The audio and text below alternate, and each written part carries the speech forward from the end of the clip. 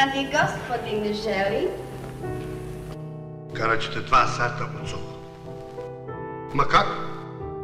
Kada ćete celu noć?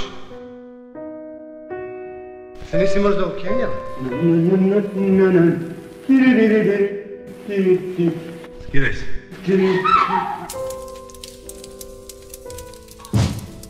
Tako. A sad ću da te karam.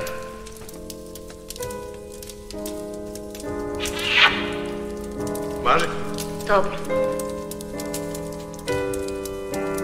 Znači nema paketa.